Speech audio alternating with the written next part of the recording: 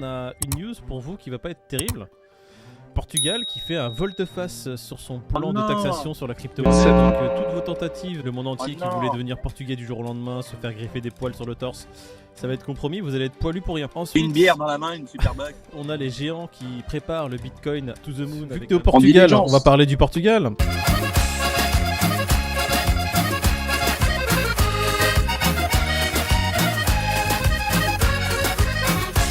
Dans ton pays, apparemment, il y a eu un petit volte-face qui a été fait et ça va surprendre beaucoup de gens. Le Portugal qui veut imposer du coup les crypto-monnaies à hauteur de 28%. J'ai le seum. Portugal, vou-me embora.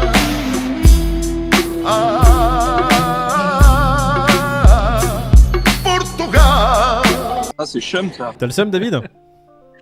Un petit peu, c'était inévitable, mais le truc c'est qu'il se disait que ça allait prendre 3 ou 4 ans avant que ça se mette en place, Ouais. mais manifestement ils veulent être en avance. Hein. On en avait déjà parlé sur la chaîne qu'ils avaient fait volte-face, qu'ils n'étaient pas imposables. Il y avait même la première maison qui s'était vendue en Bitcoin au Portugal. Voilà, minha gente. Oui, comme le dit juste à l'instant Peter de la chaîne YouTube Le Café du Coin, un appartement a été vendu pour la première fois en Europe et c'était ici au Portugal pour 3 bitcoins. 3 malheureux bitcoins. Oui, parce que pour 3 bitcoins, à l'époque, c'était donc le cours était à peu près à 40 000 $. Et là, en faisant la conversion, ça correspond à peu près à 110 000 €. Donc 110 000 € au Portugal, vu le prix moyen du marché immobilier, on n'a pas un palace. Hein, c'est assez cher au Portugal. Hein, ça commence à... Enfin bon, ça dépend des secteurs. Et là, c'était à Braga, au Portugal, au nord du Portugal. Donc, c'est un T3. J'ai pas d'image, j'ai pas de photo, je sais pas vraiment à quoi ressemble l'appartement. Mais voilà, comme je vous l'ai dit, pour ce prix-là, c'est un appartement correct. Hein. Mais voilà, c'est pas non plus... Voilà, quand on parle de la crypto, on pense tout de suite millions, des millions, voilà quoi. Mais non, ça peut concerner n'importe quel investisseur. Petit, moyen, grand. Il y a des tas de gens, ça se démocratise de plus en plus la crypto-monnaie. Si vous n'êtes pas encore dedans, peut-être que ça serait le moment, en tout cas moi je vous le conseille, de vous y intéresser. Donc voilà, pour 3 bitcoins. Aujourd'hui, on est en début d'année 2023. C'est vrai que le contexte actuel et puis plusieurs facteurs font que le marché a chuté et que le bitcoin aujourd'hui, il vaut aux alentours des 16 000 $. Donc le gars qui a fait la transaction l'année dernière pour cet appartement, aujourd'hui... Bon, je sais pas, mais bon, s'il vise le long terme, il n'y a pas de souci. Hein.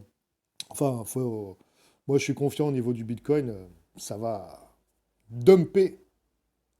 Donc, et puis voilà, hein, donc après, c'est vrai que c'est un marché vachement volatile. Hein. Je crois le plus haut... Le Bitcoin a atteint presque 70 000 $. Un Bitcoin. Donc là ouais, on va pas parler de crash, mais ça a chuté comme il faut. Donc, je lui souhaite d'être patient. S'il a voulu faire un petit coup de fusil, voilà, 3 Bitcoins en pensant que tout de suite ça allait... Non, bon, il a peut-être pas vendu au bon moment, ou en tout cas comme il le pensait. Mais c'est pas grave, c'est pas grave. Je lui conseille de garder ses bitcoins et que d'ici quelques années, quelques mois, il retrouvera le sourire. Enfin voilà quoi. Et puis là, je suis sur la page BFM Crypto qui justement parle de cet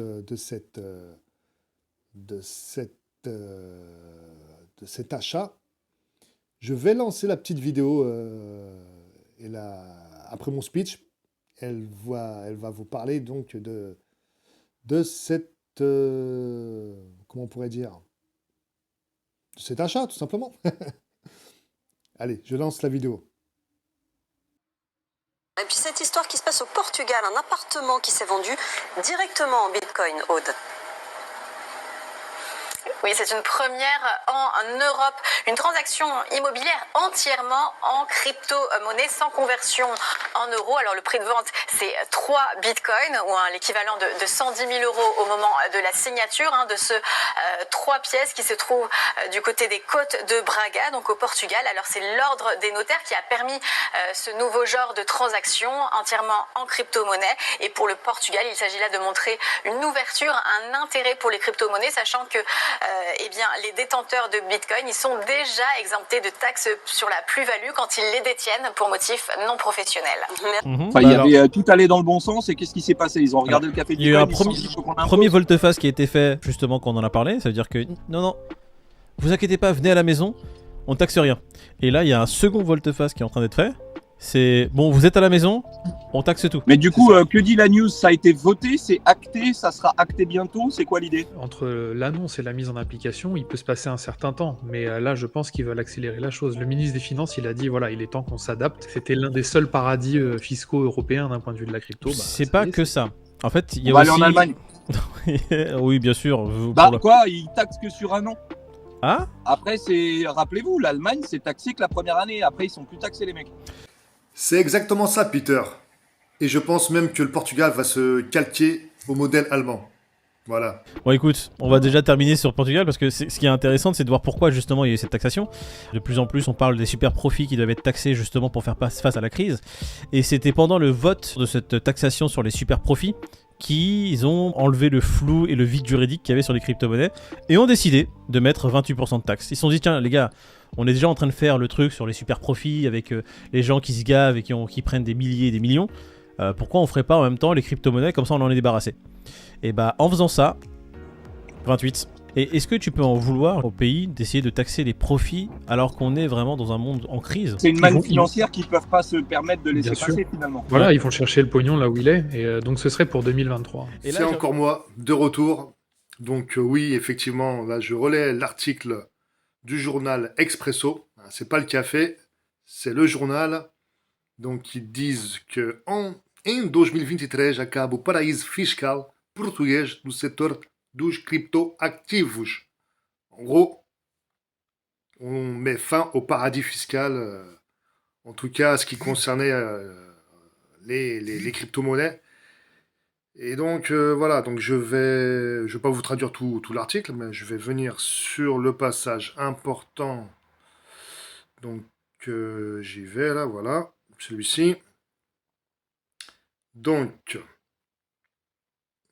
voilà, parce que c'est encore le flou, hein. Ils veulent taxer, mais bon, c'est un peu flou encore tout ça. On ne sait pas trop où ils veulent faire. En tout cas, ce qui est sûr, c'est qu'ils veulent. Voilà. Je lis en portugais et puis après je vous la traduis en français. Os residentes em Portugal vão passar a pagar 28% sobre as mais-valias realizadas com tokens detidos há menos de um ano. Quem converter para a moeda fiduciária criptoativos que detenha há mais de 365 dias está isento de imposto. Acrescem ainda impostos de selo sobre operações e transmissões gratuitas e coeficientes especiais. E onerosos para quem realize atividades conexas como mineração. Bon, bref. Donc pour la traduction, c'est ça en fait. Ils veulent que ceux qui sont résidents au Portugal vont payer 28% sur la plus-value réalisée sur les tokens. Les tokens, donc c'est les cryptos, on va dire, les cryptos, voilà, parce qu'il y a plusieurs cryptos. Il n'y a pas que le Bitcoin, qui seront réalisés sur les cryptos de moins d'un an. C'est-à-dire, à l'acquisition de la crypto, si vous la conservez, un an après, vous pouvez la revendre et que vous fassiez un fois 100, par exemple, enfin, une plus-value de monstre, ou peu importe, vous ne serez pas taxé. Enfin, en tout cas, c'est comme ça que je le lis. Si, à la date de l'acquisition de la crypto,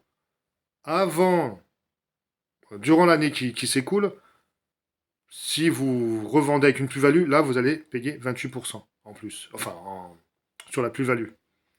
Et du coup, Donc pour ceux qui investissent à long terme, c'est pas très grave finalement. C'est pas très grave parce que au bout d'un an, après l'acquisition de la crypto-monnaie, vous ne serez pas sujet à l'imposition. Et puis bon, après, voilà, comme je disais, il y a du flou.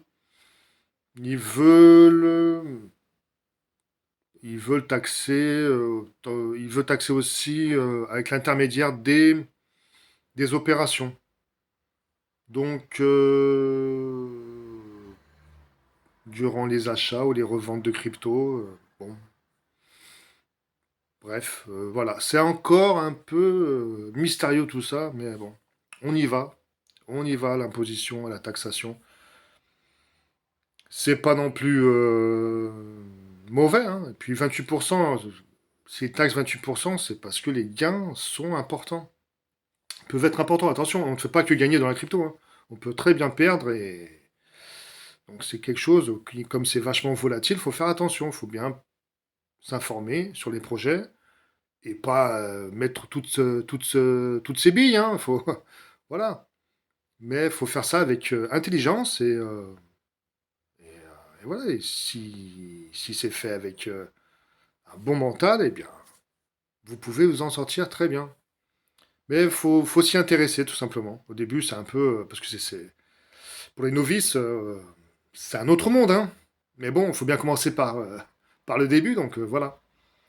Donc, mes amis, voilà, j'espère que vous avez aimé cette vidéo. Je vous invite à vous abonner, c'est très important. Si vous aimez le Portugal, si vous voulez connaître plus du Portugal et plein d'autres choses, tout simplement, voilà, vous abonnez, puis voilà. Ici, on parle du Portugal dans toutes ses couleurs. Et aujourd'hui, c'était sur la crypto-monnaie. Donc voilà. Et on remercie bien sûr, si vous avez une chaîne à suivre intéressante, c'est bien le Café du Coin, le Café du Coin. Le Café du Coin. Donc, d'ailleurs, je leur fais un grand salut. Et puis sinon, bah voilà, les amis, hein, abonnez-vous. Voilà, j'ai tout dit. Je finis là. Bonne soirée, bonne journée. Et tout dépend à l'heure où vous voyez cette vidéo. Et je vous dis à très bientôt. Bye. Até a próxima, comme on dit chez moi.